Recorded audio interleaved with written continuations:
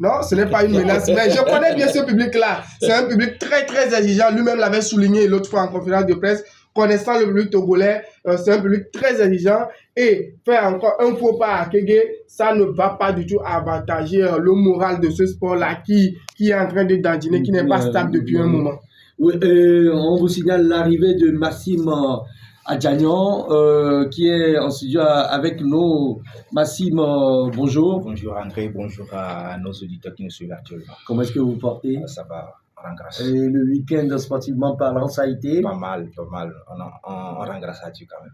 Oui, je reste avec vous. Voilà la liste de ces joueurs, la liste qui va affronter le Libéria ce vendredi 6 septembre dans le cadre des éliminatoires de la CAN 2025 au Maroc.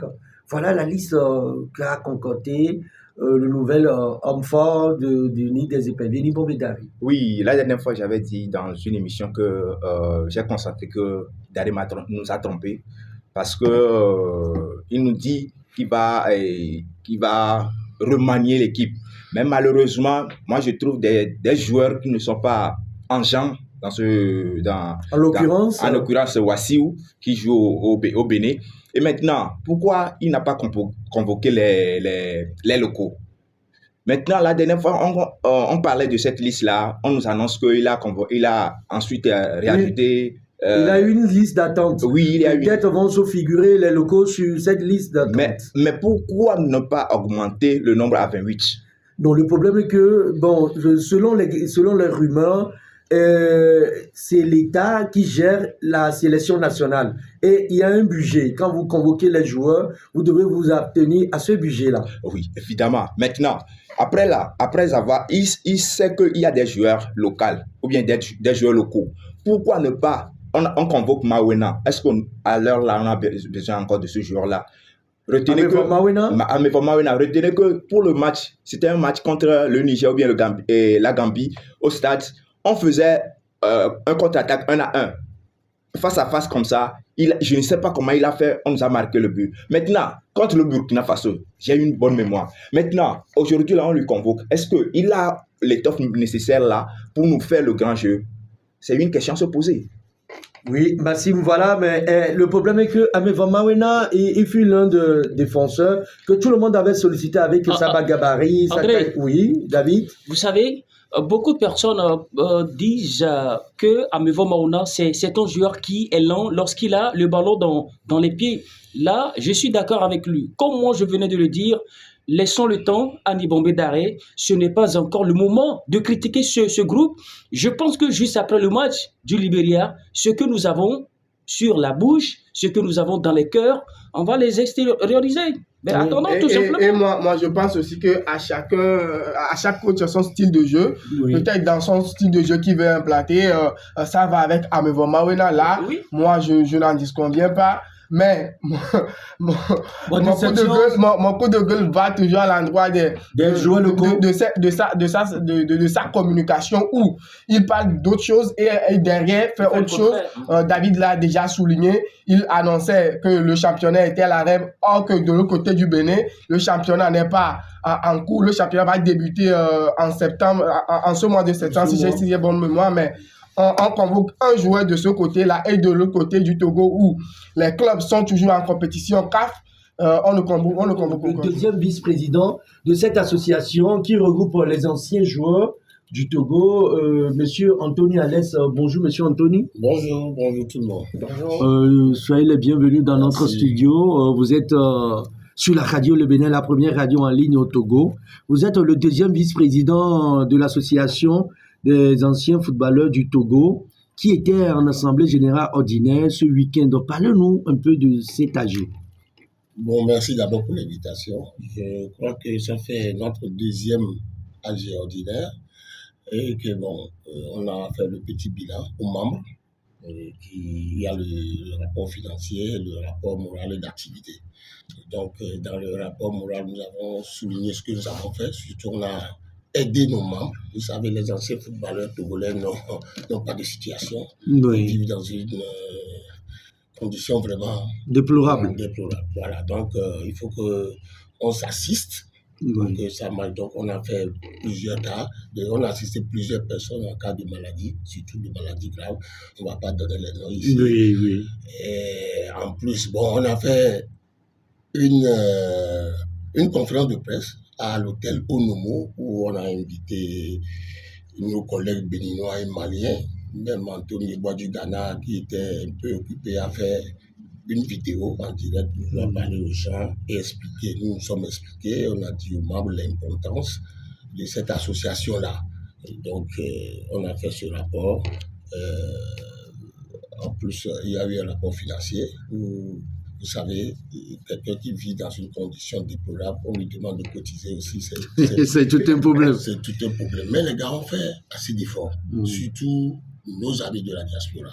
Vous savez, et tout au début, en 2021, on voudrait souscrire à une police d'assurance pour permettre aux anciens footballeurs quand même d'aller... De se soigner. De se faire soigner, surtout de faire des bilans tous les 6 mois. Donc, c'était une somme colossale. On a voulu... Et c'était combien? Au-delà de 3,5 millions. Et donc, pour 100 membres d'abord dans un premier lot. Donc, 3 500 000. 3 500 000 au-delà, un tout petit peu au-delà. Donc, nos frères de la diaspora ont quand même cotisé beaucoup. C'est-à-dire, ils ont donné 100 000 francs par personne. C'est vrai, ils n'étaient pas nombreux. Ce qui a permis à nous qui sommes restés au pays de juste compléter.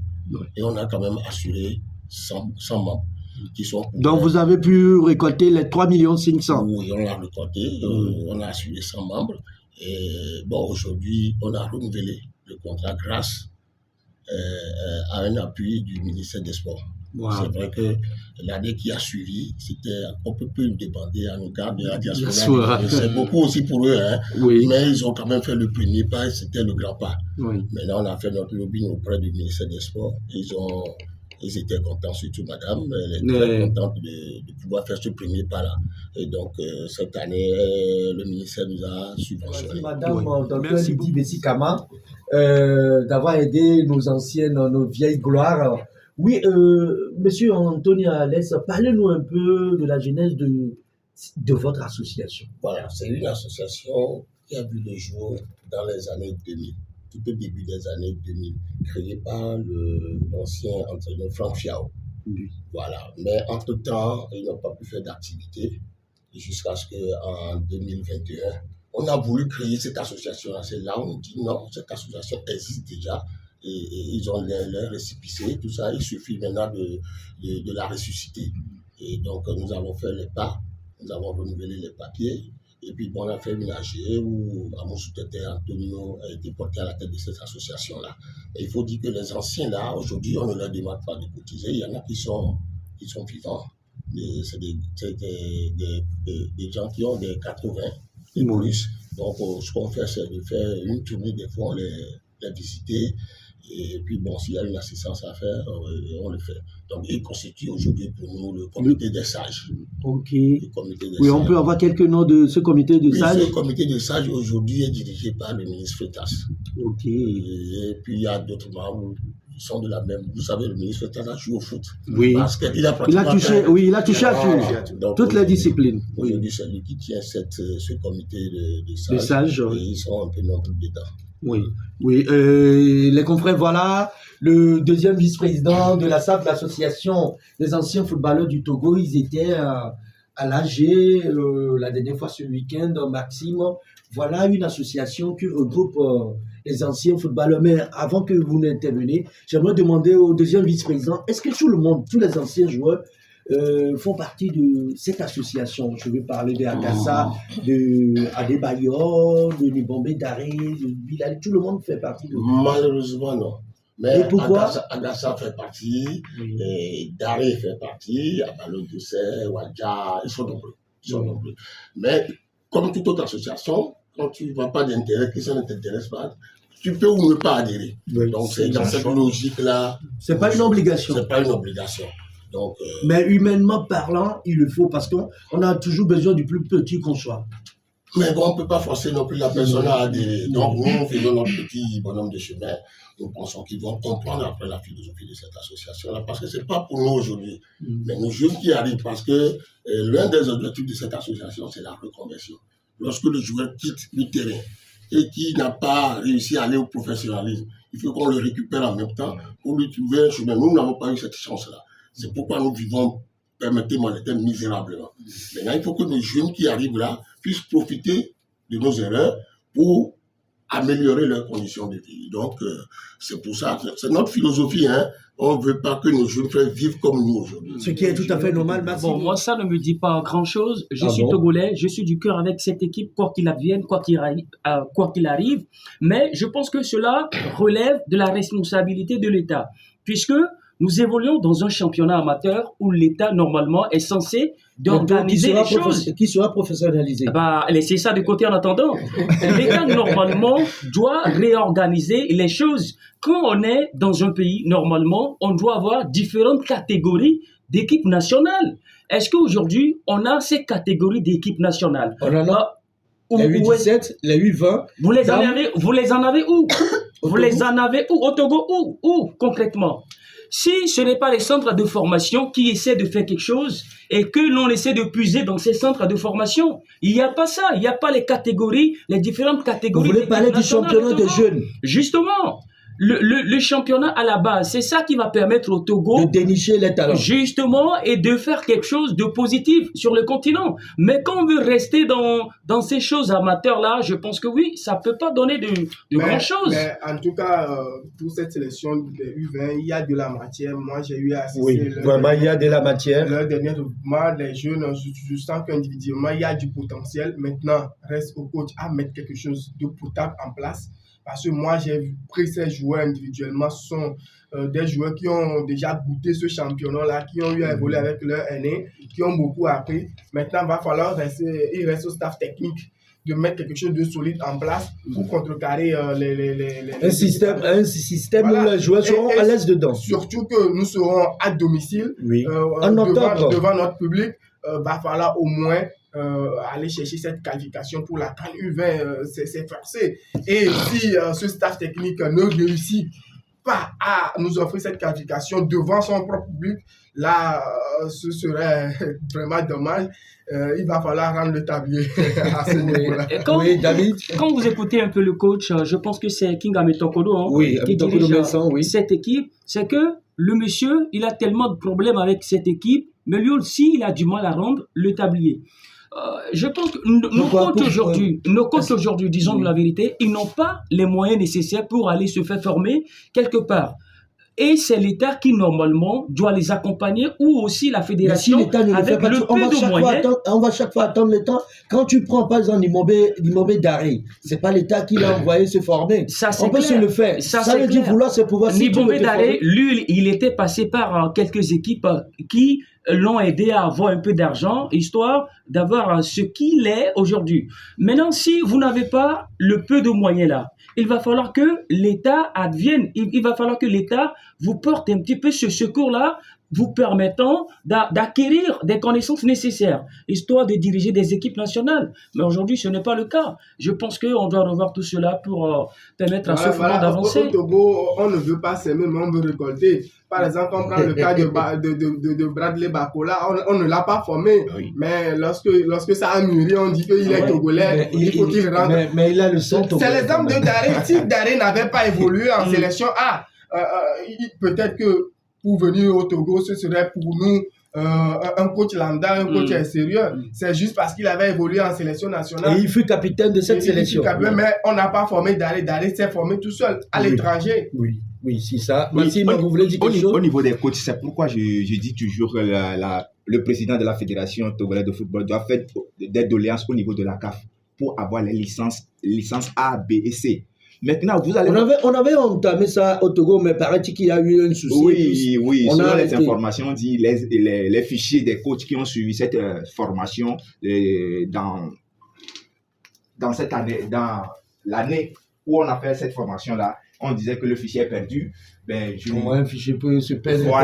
Voilà. C'est pourquoi je dis, nous, au Togo, ce qui doit être fait dans d'autres pays.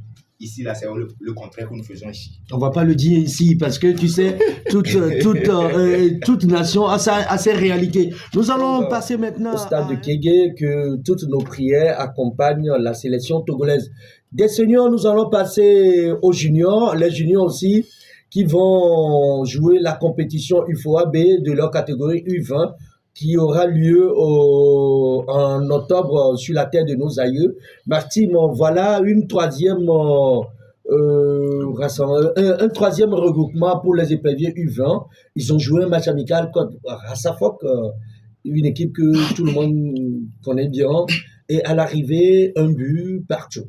Oui, la dernière fois, on a assisté à ce match-là, mais moi, jusqu'à présent, je ne suis pas du tout de cœur avec cette équipe de U20-là. Pourquoi? Parce que, ah bon? Oui, parce que moi, je dis, on a besoin des coachs formateurs. Maintenant, le coach qui est à la tête de cette sélection-là, est-ce que c'est un coach formateur? C'est faux. C'est un coach de l'OTR. Ça ne relève pas de sa responsabilité. Maintenant, les jeunes ont besoin d'une formation à la base. Est-ce qu'ils ont cette capacité-là de nous donner le meilleur d'eux-mêmes? Voilà la question à se poser. Vous étiez à ce match amical? Oui, j'étais là. Mais une équipe jeune qui joue contre une des équipes légendaires du Ghana et à l'arrivée, un but partout. Maintenant, si on donne le nom de cette équipe-là, est-ce que cette équipe-là a encore la grinta qu'il avait dans le passé? C'est la question. Voilà. Aussi. Maintenant, si nous-mêmes, on sait que si les équipes viennent là, est-ce que nos coachs sont capables maintenant de défier les autres? Moi, je dis aujourd'hui, il doit avoir une formation à la base de nos coachs qui doit inculquer quelque chose à la jeunesse pour que cette jeunesse-là nous donne quelque chose à l'avenir. Si on prend les U17 dans les années de 2007, ils ont prouvé ce qu'ils ont dans les jambes. Maintenant, mais est-ce que c'était les coachs ou bien les joueurs même? Ils avaient un niveau très élevé. Je vois aussi l'inquiétude de Massim, mais est-ce qu'aujourd'hui le coach a cette capacité-là de dire que non, je ne veux plus de la sélection? Ça ne ressort pas de la taille du coach, c'est au décideur. Non, le coach peut le dire. Parce qu'il n'a pas négocié. Quand est-ce que vous avez entendu un coach togolais démissionner? Je n'ai jamais entendu ça. C'est difficile de trouver un poste. Quelqu'un qui vous met à ce poste, est-ce que vous serez en mesure de le dire, monsieur, aujourd'hui, je rends mon tablier? Non, je n'ai jamais entendu ça au Togo. Mais ça ne veut pas dire que ça ne peut pas se produire. Bon. On attend de voir quand même.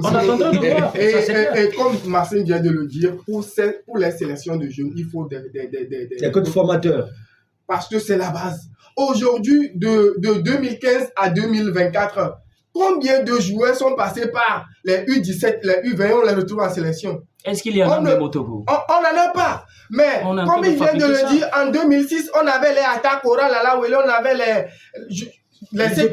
CBFIA, oui. C'est très nombreux qui ont retrouvé la sélection à aujourd'hui. Si on n'a plus de joueurs qui quittent les U17 en passant par les U20 pour retrouver la sélection, ça veut dire que la formation est faussée à la base.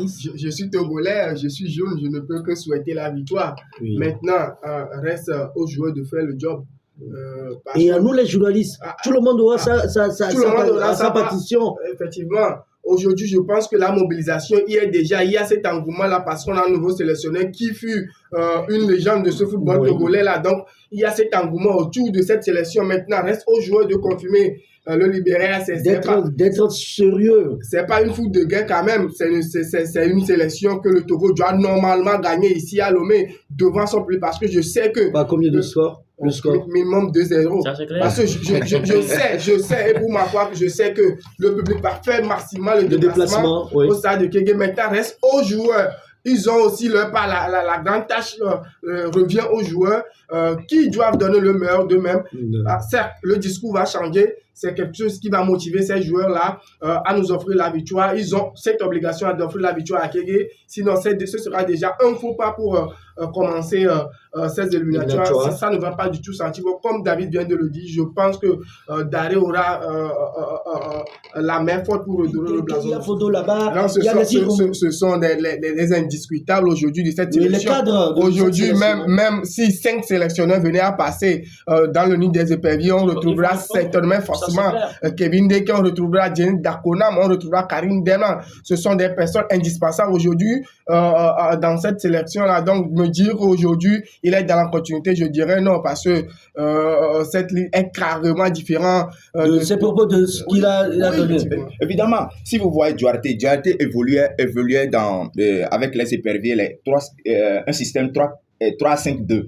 Maintenant, voilà Daré qui convoque assez de défenseurs centraux. Il va évoluer avec 4-4-2. C'est une question à se poser. C'est pourquoi moi je dis que pour cette liste-là, pour la première liste d'Daré, Daré m'a un peu trompé. Ben bon, la faute n'est pas à Daré, ce sont les alentours ou bien les amis de Daré là qui lui ont proposé cette liste-là. Oui, nous restons toujours avec la liste de Ibambe Daré.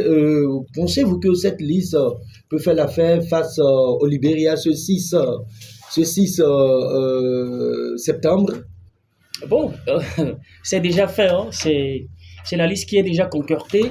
Et je pense qu'avec un peu de sérieux, un peu de sérénité dans le rang des éperviers, le Libéria, ce n'est pas aussi un nom ronflant en tant que tel sur le continent, même si, de par le passé, on nous parlait d'un certain Georges Weah qui, aujourd'hui, n'est pas dans le sport. Mais il y a son fils, quand même. Lui joue du côté de l'Amérique, des États-Unis.